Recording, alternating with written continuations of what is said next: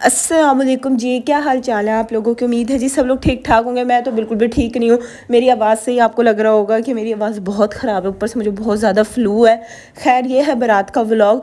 और पहले तो माज़ा थी, मैंने 2 दिन डंडियाँ मारी और कोई व्लॉग और अपडेट नहीं दी क्योंकि मेरी अपनी शादी थी, मैं इतनी मसरूफ़ थी और मैंने कोई भी इतना व्लॉग ख़ास किया नहीं है।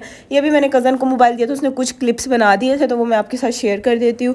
24 फ़रवरी को बारात थी, यहाँ पर मैंने अपनी सारी चीज़ें निकाल ली थी, अपना सूट निकाल लिया था, ज्वेलरी, शूज़ वगैरह, क्योंकि मुझे भी पार्लर जाना था। यहाँ पे सारी चीज़ें संभल हो रही थी। ये वाली जो बास्केट थी, इसमें जितने भी गिफ्ट्स थे ना वो सारे मेरे हस्बैंड के लिए थे, तो अभी ये बाहर निकाली थी। और दूसरा ये वाले जितने भी सूट वगैरह है ना, तो ये मेरे ससुराल वालों के गिफ्ट्स हैं, ये उनके हैं। तो यहाँ पे सारी चीज़ें जो है ना वो असम्बल वगैरह जब वो कर रहे थे, ये जो है ना ये सारे एंट्री के प्रॉप्स थे। कुछ एंट्री के लिए सोचा था लेकिन मैं पार्लर से इतना लेट हो गई थी कि फिर ये एंट्री नहीं हो सकी थी। फिर जो सिंपल एंट्री थी वही की थी क्योंकि मैं बहुत लेट हो गई थी और फिर इतना टाइम ही नहीं बचा था, तो जो भी सोचा था ना सारा पानी ही फिर गया था। ये दूध पिलाई वाला गिलास है और यहाँ पे बेचारी मुमानी जो है ना वो सारों के कपड़े जो है ना वो प्रेस वगैरह कर रही हैं। आज मेरा आखिरी दिन था अपने घर में। आती तो मैं रहूँगी लेकिन ना फिर वो वाली बात नहीं रहती। इंसान जब चला जाता है ना तो फिर वो वाली फील नहीं आती। वैसे तो इंसान आता ही रहता अपने माँ बाप के घर पे, लेकिन जब आप एक दफ़ा से चले गए ना तो एक डिफरेंट ही फील आती है। फिर जो है यहाँ पे जो है ना वो मैं पार्लर जा रही थी और साथ में मेरे कज़न्स भी थे, ये भी जा रहे थे ना। मैंने तैयार नहीं होना था, इन्हें KFC छोड़ना था क्योंकि ये तो घर में ही तैयार होते हैं। तो ये कह रहे थे कि हम बाहर जाकर कुछ खा लेंगे और इस वक्त टाइम हो रहा था 1:45 का और मैं 1:45 पार्लर चली गई थी और मैं वापसी जो है ना तैयार होकर 8:30 बजे हॉल में आई थी, इतने घंटे बाद। उस दिन पार्लर में इतना रश था और मैं बैठ के इतना थक गई थी। उस दिन कोई 14 ब्राइड्स और 15 पार्टी मेकअप थे। अब आप खुद अंदाज़ा लगा लें, वो वाली बात थी, पहले आइए पहले पाइए। तो इतना कोई जलील हो गया था ना। मेकअप बहुत अच्छा किया था लेकिन इतनी जलालत थी ना। आप इतना दिन सारा दिन बैठे रहे हो, अपनी बारी का वेट करते रहे हो और इतना थक गई थी ना, मैं आपको नहीं बता सकती। तो इसे मैं तो कहूँगी हमेशा अपने बिग डे पे ऐसा पार्लर चूज़ करें जहाँ पे इतना रश ना हो। मैंने हलीमा को चूज़ किया था। जो लोग मुल्तान में रहते हैं उन्हें हलीमा का अच्छे से पता है, इस वक्त बहुत फेमस पार्लर है ये मुल्तान में। लेकिन इसका मेकअप बहुत अच्छा था। हर एक बंदे ने बहुत तारीफ़ की थी। इसका मेकअप बहुत कमाल था, बहुत ज़्यादा। मैंने 50,000 दिया था मेकअप का और 15,000 इन्होंने मुझसे सर्विस के लिए थे। यहाँ पे जो ब्राइड्स थी ना वो सुबह के 10 बजे से आई हुई थी। वही बात थी ना, जो जिस टाइम पे आ रहा था ना ये टाइम नोट कर रही थी और फिर उसकी उसी हिसाब से जो है बारी आ रही थी। यहाँ पे इस वक्त 3 बजे का टाइम था और फिर भी अभी तक बारी नहीं आई थी। अच्छा, बहुत से लोग मैसेज करके कह रहे थे कि आप ही अब तो आप एक्टिव ही नहीं होती हैं, ना इंस्टाग्राम पे कोई पोस्ट होती है ना वीडियो आप कोई डालती हैं। यार मेरी अभी शादी हुई है 24 फ़रवरी को ना, तो मेरे लिए एक न्यू चीज़ें मैनेज करना इतना मुश्किल हुआ है ना। कभी कोई होता है, कभी मुझे कहीं जाना पड़ जाता है, तो न्यू लाइफ में ना चीज़ें मुझसे एडजस्ट ही नहीं हो रही हैं तो इसलिए व्लॉग को एडिट करने का टाइम ही नहीं मिलता है।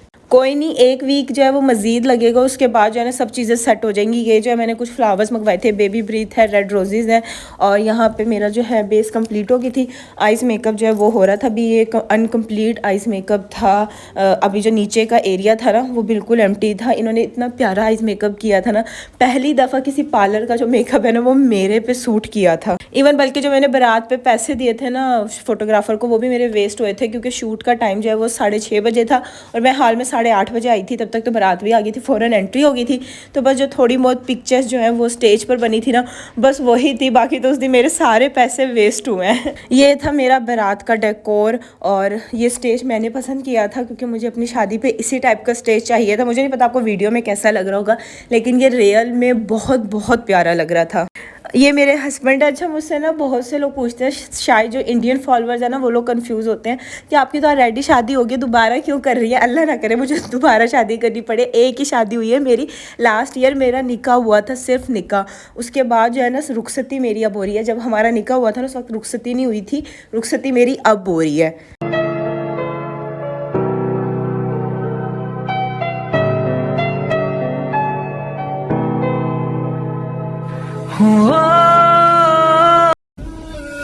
हाँ, तुझे इन बाहों में भर के और भी कर लूं मैं करीब। तू जुदा हो तो लगे आता जाता हर पल अजीब। इस जहां में है और न होगा मुझसा कोई भी खुश नसीब।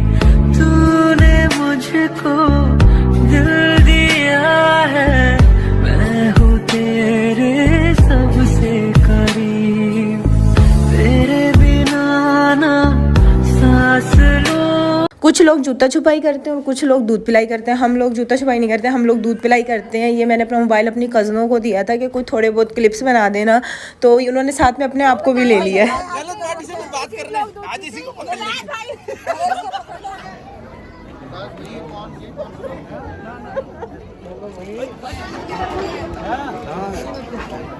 वैसे मैंने कभी नहीं सोचा था कि मैं अपनी शादी पर रोऊंगी, क्योंकि मुझे अंदाज़ा नहीं था कि मैं रो भी सकती हूँ।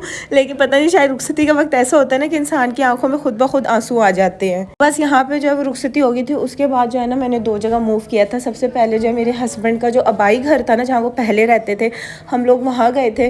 पहले एंट्री वहाँ करवाई थी, उसके 1-1.5 घंटे बाद जो है ना, फिर जो दूसरा घर बना है ना मेरे हस्बैंड का, तो फिर हम वहाँ चले गए थे।